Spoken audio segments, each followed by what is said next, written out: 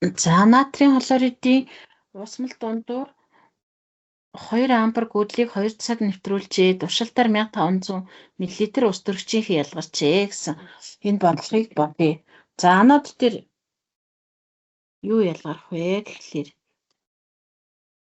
за анод катодынхаа уруулуудыг бичиж катод дээр болоод ирэнгүүт усны электролиз явагдаад ус төрөгчийн ялгарна.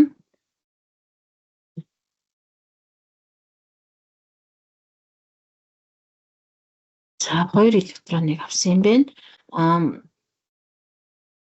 Анод дээр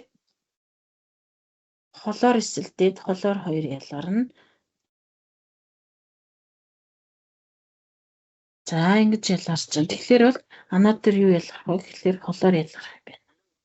За залхааны тоо хэмжээг олъё. Q тэнцвийг үржих нь Т гэсэн энэ томьёогоор бодож олно. 2 ампер гүйдлийг үржих нь 2 цаг. За 1 цаг бол 3600 секундтэй тэнцүү. За ингээ болохоор бол 14400 амперыг үржих нь секунд гэсэн. Нэгж гарч ирнэ. За амперыг үржих нь секунд гэдэг нэгж бол кулонтой тэнцүү юм аа.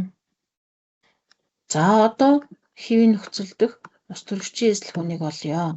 За биднэрт мэдэгдэж байгаа тоо бол 14400 кулон цэнэг байгаа. За одоо тэгвэл 1 мол электроныг шилжүүлэхэд хэдэн кулон цэнэг хэрэгтэй байдаг вэ гэхээр 96485 кулон цэнэг хэрэгтэй байдаг. За тэгэхээр энэ кулондоо хураагдаад мол электрон үсэж байгаа. За тэгвэл бидний 1 мол ус төрөгч үүсгэхийн тулд хэдэн мол электрон шилжсэн бэ гэхлээр 2 мол электрон байна. За ингээ мол электронууд хураагдана.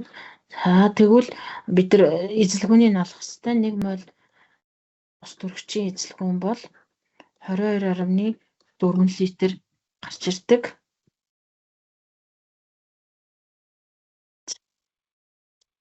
Тэгээ бодглохлоор бол 1 бүхэл 671 литр гарч ирж байгаа. За энийг юу руу шилжүүлчих, миллилитр руу шилжүүлчихлээр 100 мл гарч ирж байна. За одоо гарцаа олъё. Гарцыг олохын тулд бол туршилтын гаргаж авсан хэмжээ нь 1500 мл хэв байгаа. Баахан онлын эзлэгүүн бол 1671 мл ус төрөгч гарах ёстой. За энийг 100%-аараа үржчихлээр 80-100-ны 76% гарцтай гарсан байна.